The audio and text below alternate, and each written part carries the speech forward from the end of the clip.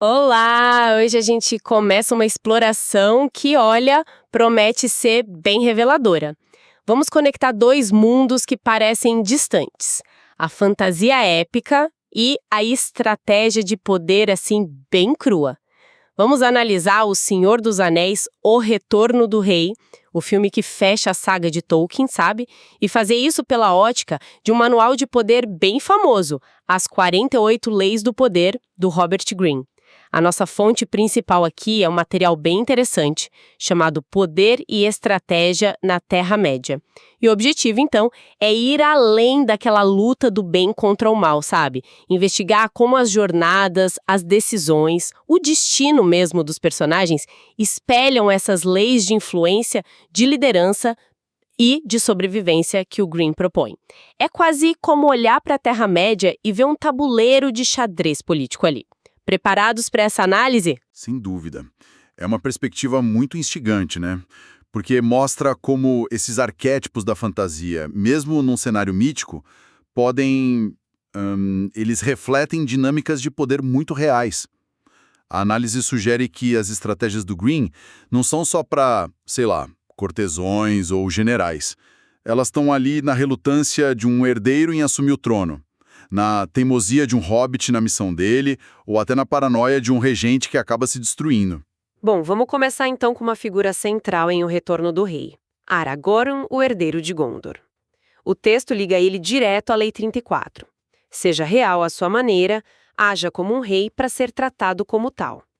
A gente sabe que ele passou um tempão fugindo disso, né? Mas no filme alguma coisa muda. Como essa lei aparece nele? Essa virada é crucial, e a análise explora isso muito bem. Não é só ter o sangue real, né? Precisa incorporar a realeza. O Aragorn deixa de ser aquele ranger errante para ser um líder que ninguém contesta quando ele decide agir como rei. E isso não é só interno, se projeta para fora. Quando ele pega Andúril reforjada ou convoca o exército dos mortos, não são só atos de coragem, são tipo performances de poder, de legitimidade. Ele não pede licença para liderar, ele lidera. Ponto. Isso me faz lembrar daquela cena dele chegando nos campos do Pelennor. Não é só mais um guerreiro. O jeito que ele desembarca, a bandeira, tudo comunica autoridade, né? E claro, o discurso lá nos Portões Negros. Um dia virá em que a coragem dos homens falhará. Mas este não é esse dia. É a Lei 34 na prática, usando a postura, as palavras para moldar a realidade e fazer os outros o verem como rei. Exatamente. O Greene bate muito nessa tecla de que o poder também é percepção. Ao agir como um rei, o Aragorn não só cumpre o destino dele, mas ele constrói ativamente a autoridade dele para o mundo ver. Os homens de Gondor ou de Rohan não seguem ele só pela linhagem, seguem porque ele demonstra a confiança, a determinação que se espera de um líder. A análise destaca como essa performance que é calculada é essencial para consolidar um poder que era mais teórico, né? A realeza dele é conquistada também, não só herdada. Agora, num contraste que chega a doer, a gente tem o Denethor, o regente de Gondor. A análise liga ele a um erro na Lei 45. Pregue a necessidade de mudança, mas nunca mude de uma vez só. Mas no caso dele parece que o problema é mais a recusa total em mudar, né? Como o texto vê isso? Então, um ponto central sobre o Denethor, segundo a análise, não é bem a velocidade da mudança, mas a resistência absoluta. Ele se agarra no passado, na autoridade dele como regente, e rejeita qualquer coisa que ameace isso. Seja a estratégia do Gandalf, a força óbvia do Sauron crescendo, ou, o principal, a ideia de um rei legítimo voltar e tomar o lugar dele. Essa rigidez toda não é vista como cautela, sabe? É como negação da realidade mesmo. E aí a análise vai mais fundo. Essa resistência não é só teimosia. É uma estratégia de autopreservação que falha feio. Tentando manter o controle total no mundo que está mudando radicalmente, o Denethor se isola. A paranoia dele, que cresce com o uso do Palantir, o luto, cega ele para as opções reais. Ele perde a confiança dos conselheiros, como o Gandalf, e do povo. Essa recusa em se adaptar, em reconhecer a nova dinâmica com o Aragorn chegando, torna ele obsoleto e leva ele para a autodestruição. Quase leva Gondor junto, né? É um estudo de caso de como não saber lidar com a mudança pode ser fatal para a liderança. Isso puxa uma questão sobre o Gandalf. Ele claramente tem um poder enorme, talvez até maior que o do Denethor ou do Théoden, em alguns pontos, só que o texto liga ele à Lei 1, nunca ofusque o mestre. Como um ser tão poderoso aplica essa lei? Não soa meio contraditório? Pois é, a análise explora justamente essa contradição aparente. O poder do Gandalf é imenso, mas a sabedoria dele está em como ele usa esse poder. Ele entende que impor a vontade dele direto ou tentar pegar o comando para si podia gerar ressentimento, divisão, resistência, especialmente nessas estruturas já estabelecidas como Gondor e Rohan. Ele raramente dá ordem direta para rei ou regente, né? Pelo contrário, ele aconselha, ele guia, persuade, ele fortalece a autoridade deles. Pensa em como ele lida com o Théoden. Liberta ele da influência do Saruman, mas deixa o Théoden reassumir o papel de rei e liderar o povo dele. Ou como, mesmo brigando abertamente com Denethor, ele não tenta dar um golpe em Minas Tirith. Ele trabalha para organizar a defesa, para apoiar a chegada do Aragorn. Ele opera mais nas sombras, nos conselhos, garantindo que o mestre da vez, seja Théoden, Denethor ou depois o Aragorn, continue no foco. Enquanto isso, ele influencia os eventos de forma decisiva. A análise compara ele a um mestre estrategista que sabe que o poder mais duradouro muitas vezes não é o que brilha mais forte, mas o que direciona a luz. Faz muito sentido, sim. É o oposto do Saruman, que quis o poder abertamente e acabou isolado, derrotado. A abordagem do Gandalf parece bem mais sustentável mesmo. Mas saindo desses grandes nomes, como ficam os hobbits, o Frodo e o Sam? A missão deles parece tão longe dessas tramas de poder, né? À primeira vista parece mesmo, mas a análise conecta eles a leis de estratégia bem fundamentais. A própria missão de destruir um anel é vista como uma aplicação, assim, brutal da Lei 15. Esmague totalmente o inimigo. O texto argumenta que a natureza do anel e do Sauron não permite meio termo. Não dá para conter o Sauron, negociar ou só esconder o anel para sempre. A única solução estratégica viável, e a missão reconhece isso, é aniquilar completamente a fonte do poder do inimigo. Essa lei, que o Green associa a situações onde não dá para coexistir, se encaixa perfeitamente na lógica da Guerra do Anel. Qualquer coisa menos que a destruição total significaria a vitória do Sauron, mais cedo ou mais tarde. Isso explica o desespero e a determinação absoluta na jornada do Frodo. A análise ressalta que essa estratégia de terra arrasada contra o inimigo, embora possa ser complicada em outros contextos, aqui é apresentada como a única saída para a Terra-média sobreviver. E o Sam nesse cenário de esmagar totalmente, ele parece mais focado ali no dia a dia em apoiar o Frodo. Exato. E aí que entra a Lei 29. Planeje até o fim. O Sam personifica a execução cuidadosa dessa estratégia maior. Enquanto o Frodo carrega o fardo espiritual e físico do anel, o Sam cuida da logística, da moral, da proteção. Ele controla a comida, carrega o equipamento, afasta ameaças tipo a Aracna e, o mais importante, mantém o Frodo focado na missão quando ele está quase desistindo. A análise destaca ele não só como um amigo leal, mas como um agente que garante que a missão continue funcionando. Se a gente conectar isso ao quadro geral, percebe que a estratégia mais genial, que é destruir o anel, não serve para nada sem a capacidade de levar ela até o fim. O Sam representa essa teimosia, essa atenção aos detalhes, essa resiliência que transforma um plano desesperado numa possibilidade real. O poder aqui não está na força bruta ou na autoridade formal, está na perseverança, na lealdade estratégica e na capacidade de seguir o plano, custe o que custar. Ele é a garantia de que a Lei 15 pode ser cumprida. Vamos agora para uma figura bem mais sombria, né? E complexa. O Gollum. O material liga ele à Lei 23. Concentre suas forças.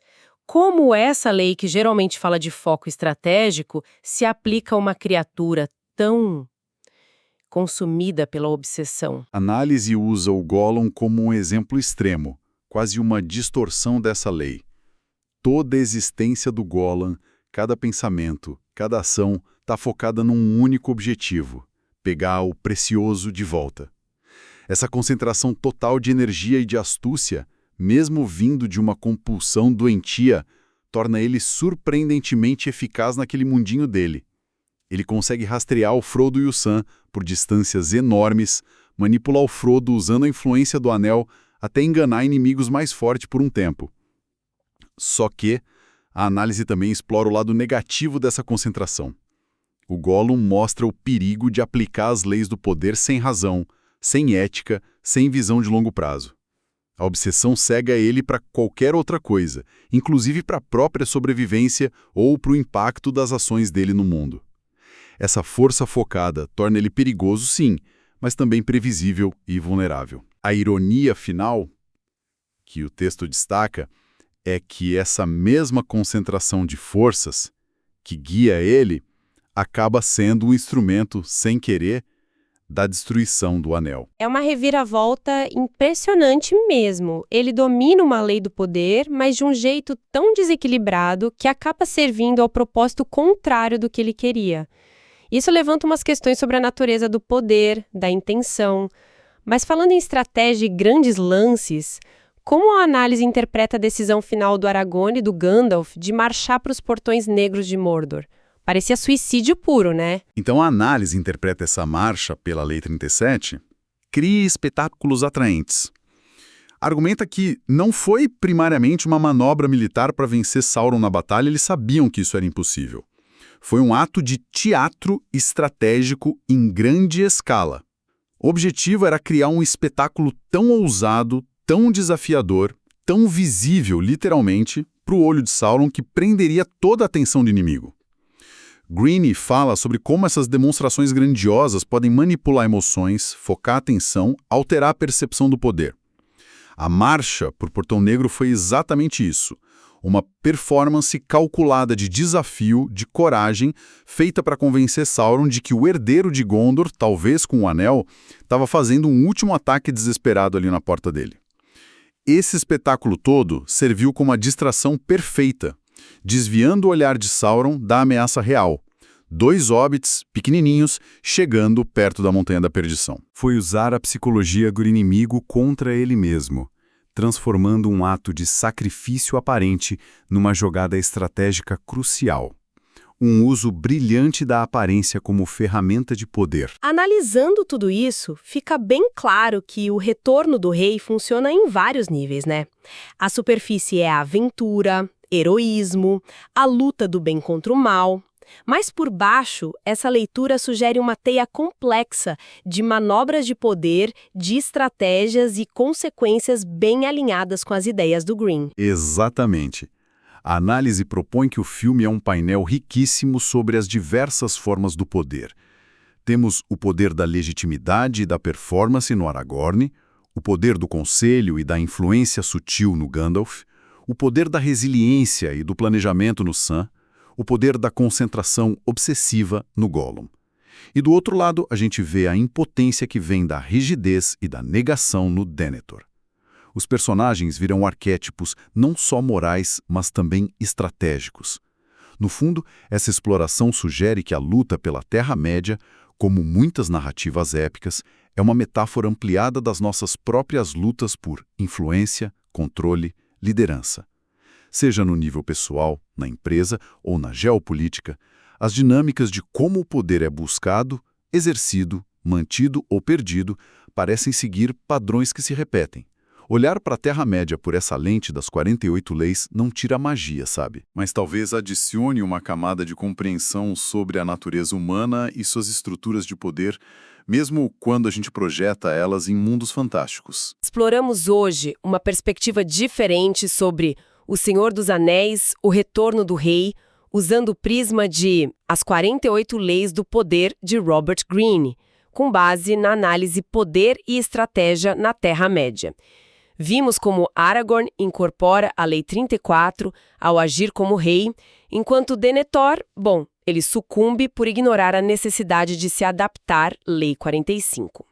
Analisamos o poder sutil do Gandalf, Lei 1, a necessidade estratégica de destruir totalmente o inimigo na missão do Frodo e do Sam, Lei 15, a importância do planejamento até o fim com o Sam, Lei 29, a força concentrada e perigosa do Gollum, Lei 23, e o uso do espetáculo como estratégia na batalha final, Lei 37. Isso deixa a gente com uma questão interessante para pensar, inspirada por essa análise toda. Se personagens de um universo de fantasia tão diferente do nosso parecem operar segundo leis de poder tão reconhecíveis para nós, até que ponto as narrativas que a gente consome, mesmo as mais fantásticas, não só refletem, mas talvez até reforcem ou moldem a nossa própria percepção e a nossa abordagem das dinâmicas de poder no mundo real? Fica aí para a gente refletir. Até nossa próxima investigação.